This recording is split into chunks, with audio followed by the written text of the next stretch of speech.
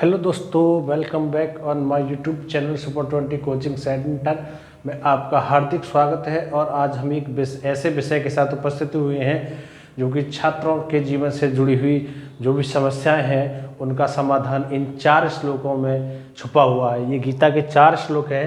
प्रत्येक छात्र छात्रा को ये जो श्लोक हैं बड़े ध्यान से सुनने चाहिए, समझने चाहिए और अपने जीवन का जो एक लक्ष्य है वो बना लेना चाहिए। यत तो यह पिकंते प्रशस्य विपस्थित इंद्राणी प्रमथीन हरंती प्रशंभमन। यानी कि हे अर्जुन, भगवान श्री कृष्ण कहते हैं कि हे अर्जुन, आसक्ति का नाश ना होने के कारण ये प्रमथन स्वभाव वाली इंद्रियां यत्न करते हुए बुद्धिमान पुरुष के मन को भी बलात् कर लेती हैं, बलात् हर लेती हैं। यानी कि बलात् का मतलब है बल से। किससे है? बल से। यानी कि आसक्ति का नाश। आसक्ति का मतलब होता है चाहना, किसी चीज़ की चाहना, कामना कि हमें ये चीज़ मिल जाए, कोई चीज़ भी मिल जाए। तो यानी कि इसका मतलब विषय की चाहना। विषय सभी आप जानते हैं जो विषय होती है, यानी विषयों की चाहना।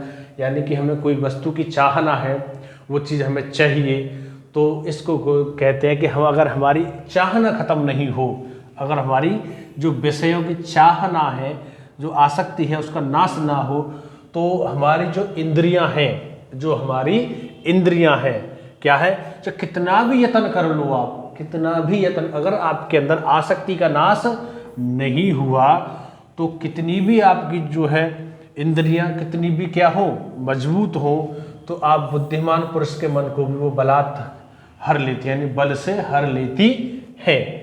ठीक है। तो यानी कि मनुष्य को कभी भी अपने जीवन में कोई भी चाहना नहीं रखनी चाहिए, भगवान सब दे देता है।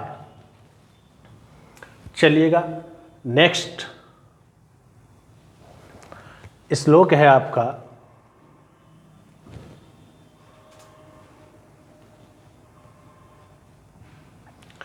कि तानि सर्वाणि संयमयुक्त आसीत मत पर बसे ही यस्येन्द्राणि तस्य प्रज्ञा प्रतिष्ठता।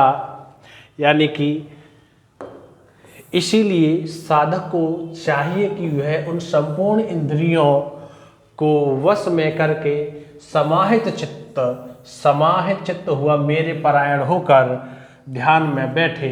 क्योंकि जिस पुरुष की इंद्रियां वश में होती हैं उसी की बुद्धि स्थिर हो जाती है। स्थिर बुद्धि होने से बहुत लाभ है हमें अपने जीवन में। जिस मनुष्य की बुद्धि स्थिर होती है उसे भगवान वो सारी चीज़ें दे देती है जिसकी उसने कभी कल्पना भी नहीं की होगी।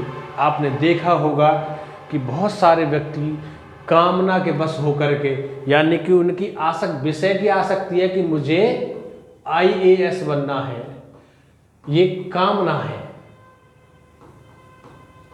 ठीक है, क्या है? उसकी कामना है कि मुझे IAS बनना है। और जिस मनुष्य की या जिस छात्र की ये कामना होगी कि मुझे चाहिए, वो नहीं उसको मिलेगा। और जो यानी कि अपनी इंद्रियों को बस में करके तैयारी करता है कि बस मुझे तो मेरी ये कामना है कि मुझे बस पढ़ाई करनी है अच्छे से, और अपनी इंद्रियों को बस में करके करता है, तो वो जो है जरूर उसको मिल जाता है। यानी कि परायण का शब्द अर्थ ये भी आप निकाल सकते हो कि समाहित चित्त होकर के, यानी कि एक ध्यान लगा करके बस आप अपने लक्ष्य पर लग जाइएगा और कोई आपके अंदर कामना नहीं होनी चाहिए कि मुझे ये बन के ये करना है, वो करना है। नहीं, मुझे तो बस जो उसका उद्देश्य है वो उद्देश्य पूरा करना है, मेन उद्देश्य होना चाहिए आपका। ठीक है। नेक्स्ट है कि ध्यातो विषयानुपस्य संग पशु पूजयते संग स जायते काम काम क्रोधया विजायते। यानी कि विषयों का चिंतन करने वाले पुरुष की उन विषयों में आसक्ति हो जाती है। जो विषयों का चिंतन करते हैं कि जी मुझे ये मिल जाए, मुझे IAS का पद मिल जाए, और मैं ये करूँगा और मैं ये करूँगा और वो ये करूँगा, कि मैं उसको देख लूँगा और उसको देख लूँगी। तो ऐसे जो लोग हैं जो ऐसा चिंतन करते हैं उन पुरुषों की विषय में आसक्ति हो जाती है। और आसक्ति से उन विषयों की कामना उत्पन्न हो जाती है। आसक्ति से फिर उनकी विषयों की कामना, नहीं मुझे अब तो आईएएस ही बनना है, और ऐसे व्यक्ति कभी भी आईएएस नहीं बन पाते हैं। और कामना में विघ्न पड़ने से क्रोध उत्पन्न हो जाता है। अगर वो इस लालच में कुछ कर रहे हैं और उसमें अगर कोई विघ्न उत्पन्न करता है तो उनको क्या है, क्रोध उत्पन्न होता है। क्या होता है? क्रोध उत्पन्न होता है। और क्रोध उत्पन्न होने से क्या होता है?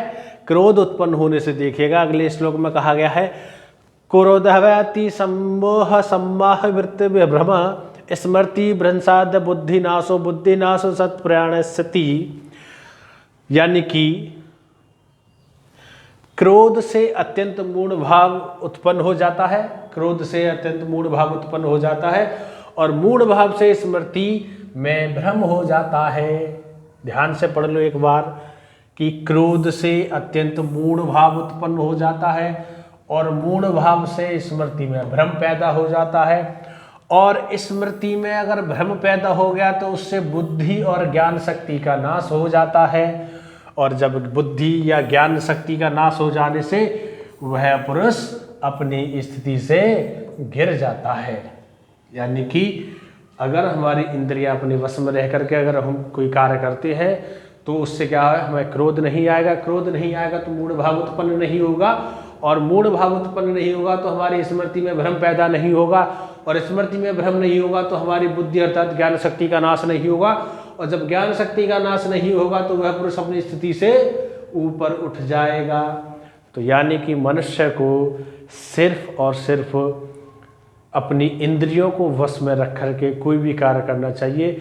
अगर उसकी इंद्रियां बस में नहीं है और वो किसी विषय की आसक्ति को लेकर के कोई काम करता है तो वह काम उसका सफल नहीं होता है। जैसा आपने कलयुग में देखा होगा कि कुछ लोगों को बहुत ज़्यादा मेहनत करने पर भी फल प्राप्त नहीं होता है और कुछ लोगों को थोड़ा सा ही मेहनत करने पर अधिक फल प्राप्त हो जाता है। उसमें बस अंतर इतना ही है कि वह अपने जो इंद्रिय हैं उनको वश में रख कर के कार्य करते हैं, और जो कार्य करते हैं अब बिना इंद्रियों के वश में कि हमें ये भोगना है, हमें ये भोगना है, तो ऐसे व्यक्ति जो है कभी भी सफल नहीं हो पाते हैं। एक भूपेंद्र सिंह राठौर हैं, बहुत अच्छे मोटिवेशनल स्पीकर हैं, उनका भी यही कहना है कि जो व्यक्ति दूसरों के लिए यानी कि निस्वार्थ होकर के कोई भी काम करता है, निस्वार्थ होकर के कोई भी काम करता है तो पूरा ब्रह्मांड उसको उससे कहीं ज़्यादा गुना रिटर्न कर देता है उनके लिए। तो यानी कि हमें कभी भी स्वार्थवश होकर के कोई कार्य नहीं करना चाहिए, निस्वार्थ होकर के कार्य करना चाहिए।